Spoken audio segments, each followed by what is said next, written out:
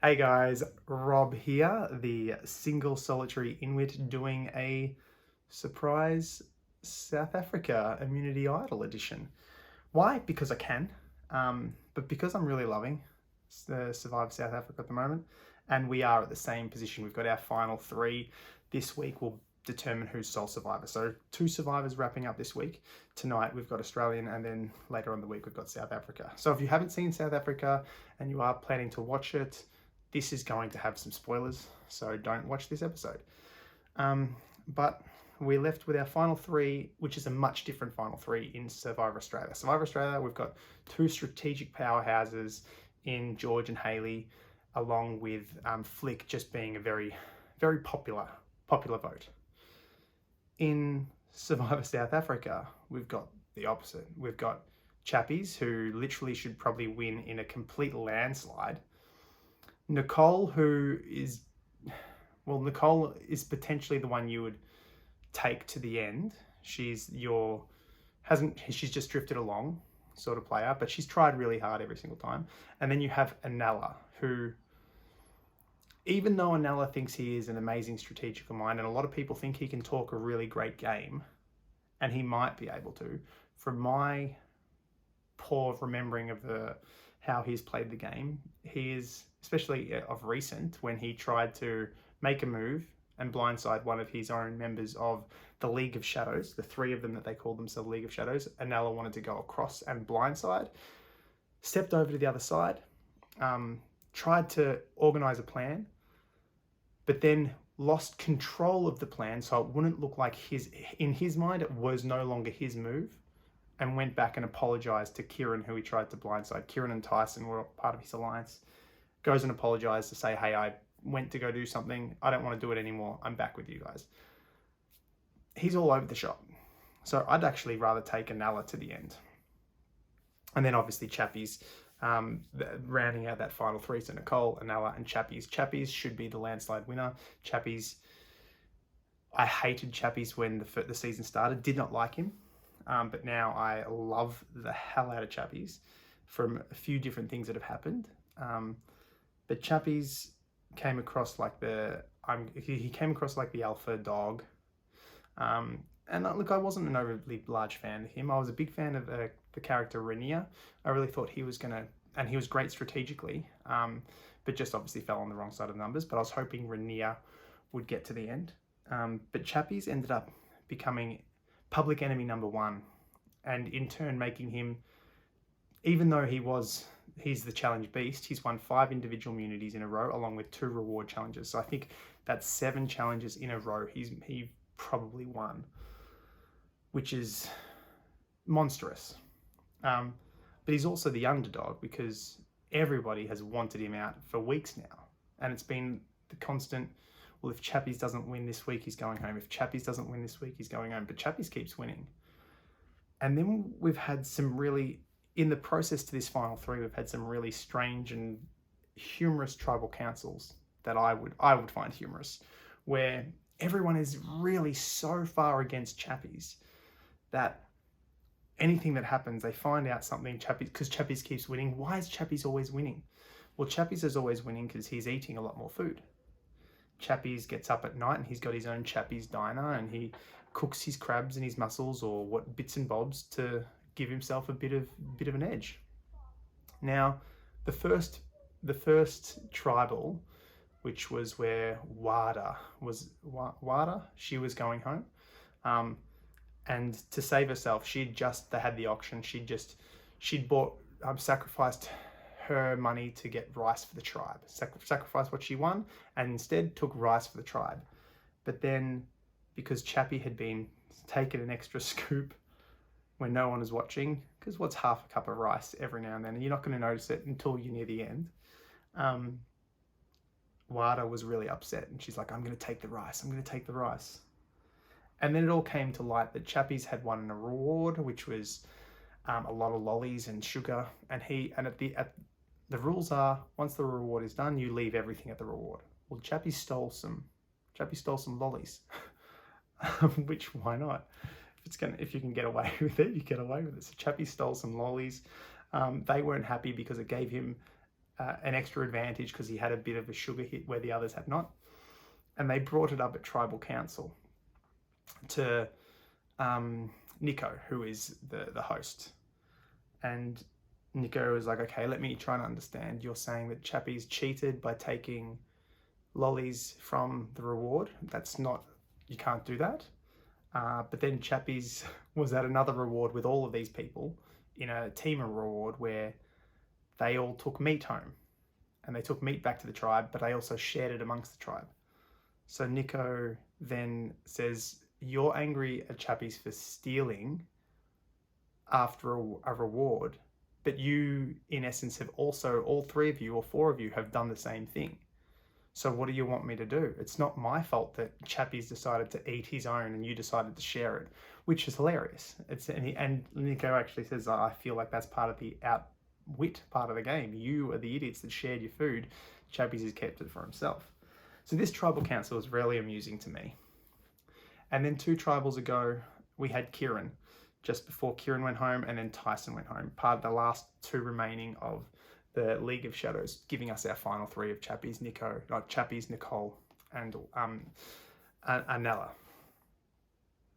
Now, Kieran again started to complain. They'd stumbled across Chappies Diner late at night. They saw the fire, and they found Chappies with the pot cooking up mussels, and they complained to Nico. And while complaining to Nico, we've still got the jury watching on. So jury management is just all over the shop here. They say to Nico, it's unfair that Chappies has more food than us. He's winning because he's fuller, he's got more energy, and we don't. And Chappies' response is like, well, you're sitting in camp. I'm going off and hunting and foraging for mussels and foraging for crabs, and digging up crabs.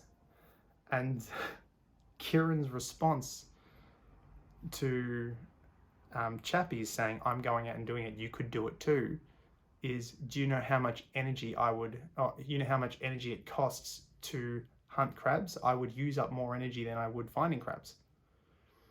Which is strange because Chappies is doing it. You know, like if you're complaining about what is being done, but you don't want to do it yourself, it's just, I found it very, very funny. So in the end, same sort of thing. You see Chappies get up before anyone else gets up, finds 10 coconuts, has one for himself, buries the others. I think he might have found 12. Buries around 10 coconuts and brings one back for the tribe when they all go, or after they've found a coconut each.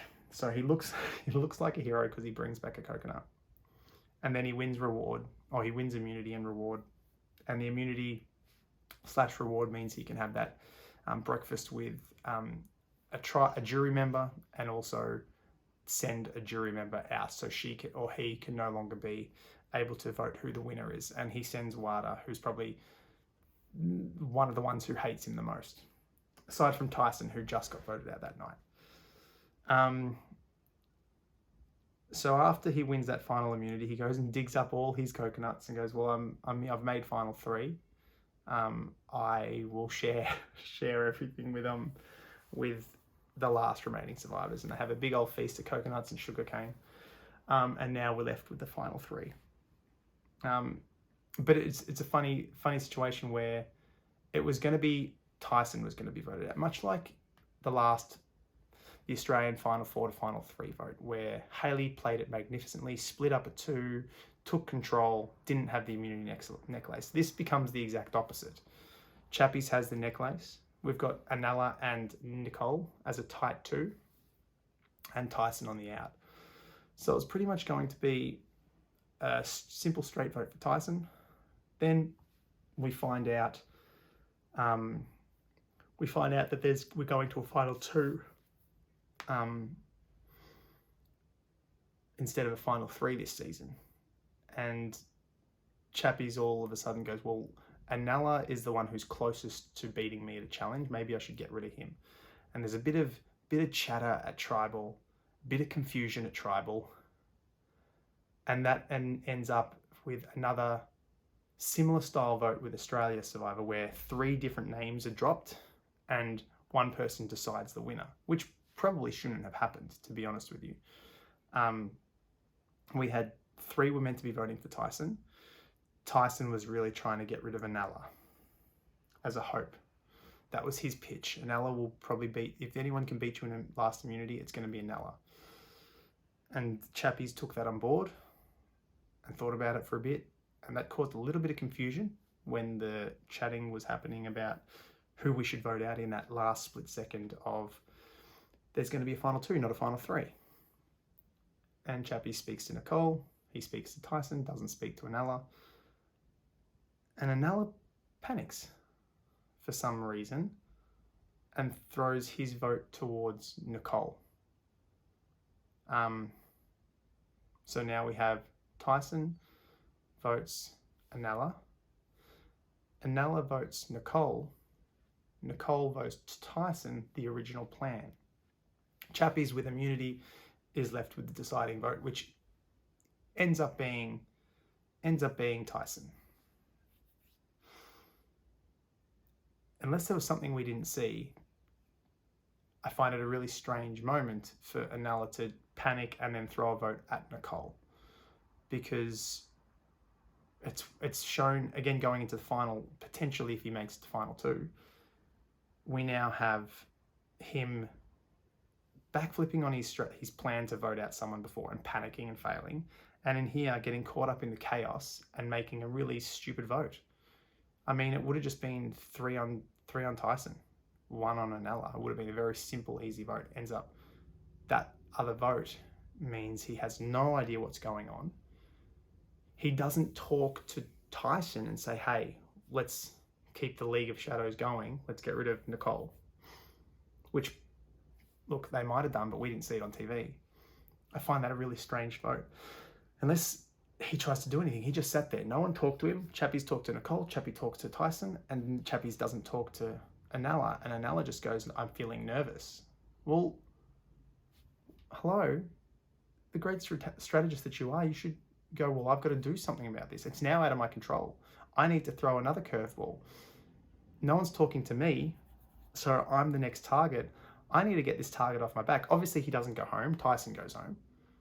But if he's going to throw a vote at Nicole, why doesn't he try and get Nicole? Why doesn't he try and get Anela to vote, get Tyson to vote Nicole as well? Then you end up with a 2-2 split, Tyson and Nicole. Your name's no longer on the blocks.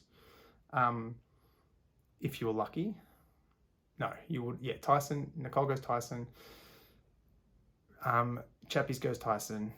Anela and Tyson go Nicole. We go to fire. I mean, where was that? When everything starts completely going to chaos around you is when you really need to step up and shine.